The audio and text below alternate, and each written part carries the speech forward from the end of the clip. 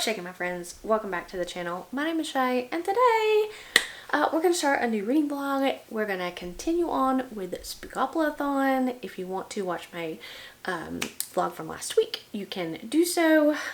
I am super excited to continue on my journey. I have read 2 wonderful books thus far.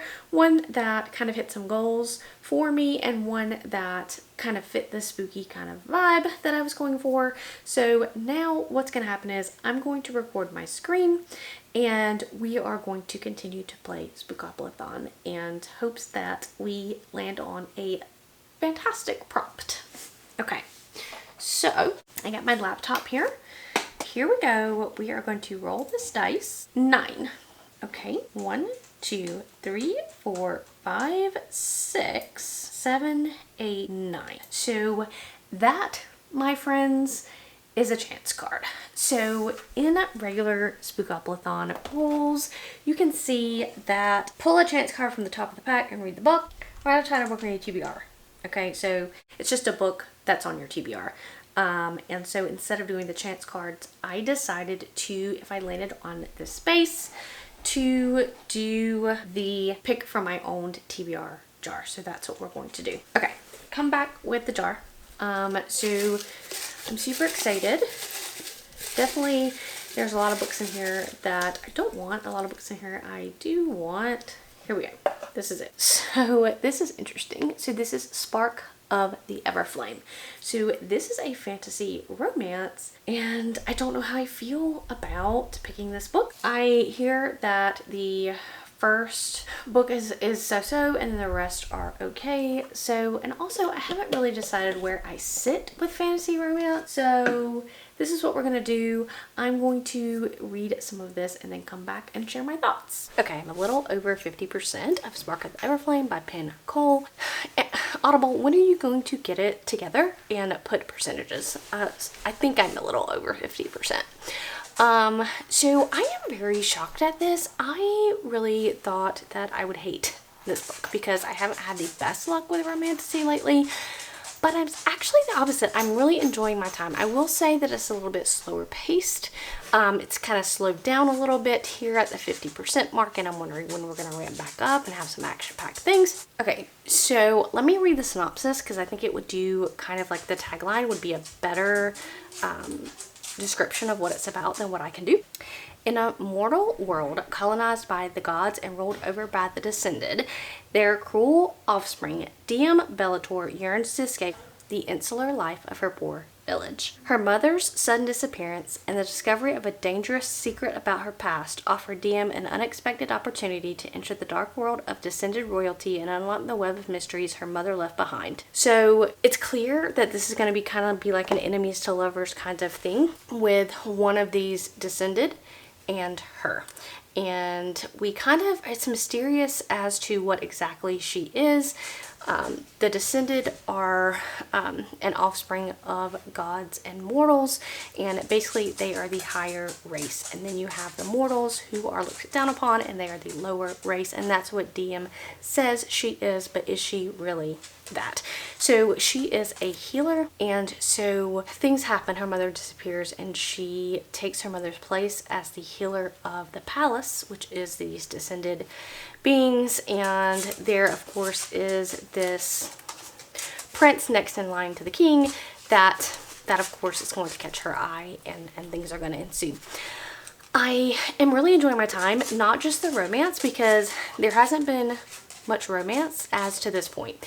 DM does have like this boy that she is together with, but clearly that's not going to be the overarching romance in the story.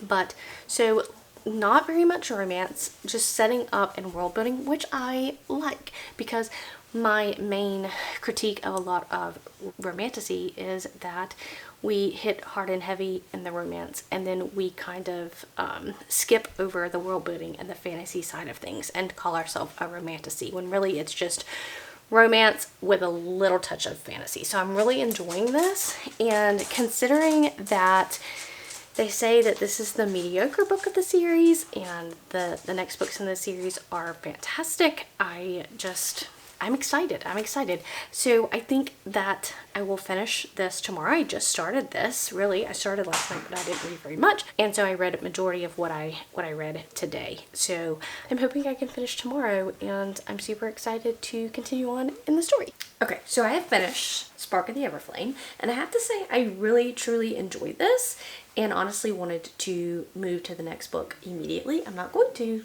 but I wanted to. So that's a good sign. There are some books that, you know, when you listen to on audio, for instance, I was listening to this on my commute home from work, you know, that, you know, when it's time to stop and get out of the car, you're like, okay, great, I'll stop and just get out of the car. No big deal, I'll pick up later. This book had me wanting to stay in the car to continue listening, so that's a good sign. I'm gonna give it 4 stars. I do think the world building was a little bit lacking. I do think that in some parts it was a little bit slow for my taste. There were some very cringe-worthy moments at the end. It appears to be moving on to something like a love triangle, possibly. So that's interesting. I normally don't like love triangles, but I'm not hating it. And yeah, overall, I had a really fun time with this. I think this is the first romantasy that has really done well for me, because either it's the fantasy elements I don't like or the romance elements I don't like. And this first book, at least, was heavier on the fantasy than the romance, and I enjoyed that. Not to say that if book 2 gets heavy on the romance, I will hate it, but just saying. So this leads me to my next read, which I have my handy dandy laptop here, and I'm gonna screen record. So I have my dice roller here. We're gonna go ahead and roll 7. I tend to be getting a lot of 7s here.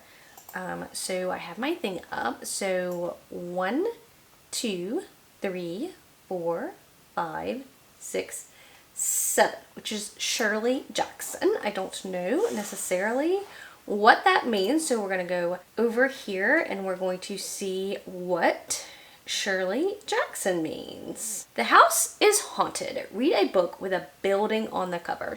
So that's not gonna be that difficult for me, but I still need to look and see what I have, and come back with possibilities.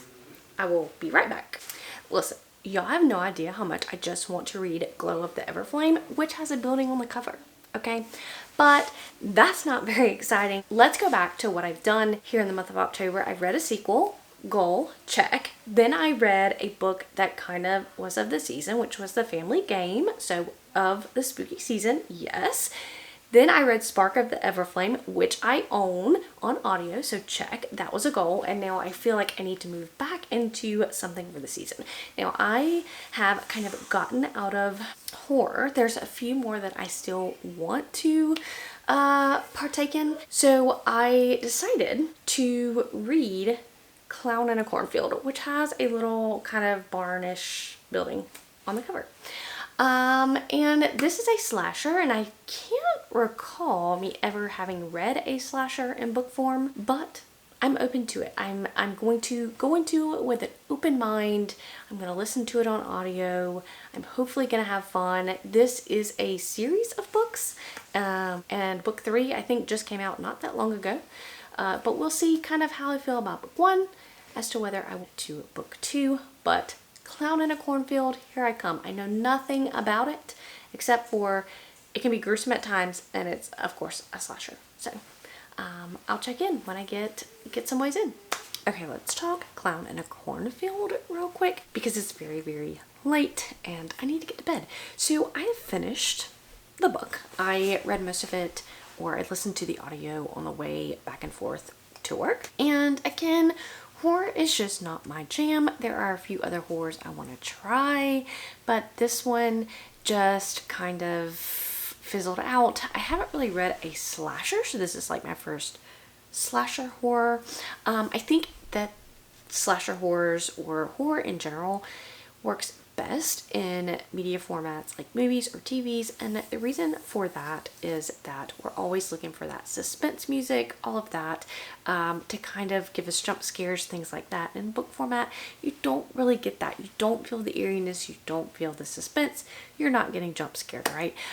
So I'm relying in a horror book to give me a little bit more substance to it. And while I did think that the book did a good job of setting the story up, if you don't know what this book is about, it's about this girl. Her mother has tragically died, and her father upends her and moves her out into this small town where, you know, things happen. There's a killer clown. So we go from there. This is the first in a series. I probably will continue on and when I feel the need for a spooky read. But overall, 3 stars. It was just fine for me. So now we're going to get back to rolling so I can get my next read and be ready to read it for tomorrow's drive to work. So we have our dice here and we are going to roll it. 6. Let's see what that is. So this is going to be 1, 2, 3, 4, 5, 6. Seance. Let me count again. 1, 2, 3, 4, 5, 6. I have no idea what this space means. Okay. Commune with the spirits. Use a random letter generator to select a letter, then read a book that starts with that letter. Okay, so random letter generator. We'll just Google that. We will. I like this one. I like a wheel. So let's spin. Let's get something good. Let's hope for something good. It's going kind of slow. D. I'm gonna think about this and come back shortly. All right, so by the time that I actually found a book that started with a D, which was a lot harder than I thought, I just read the whole book. So I'm coming to you today to talk about Daisy Darker by Alice Feeney.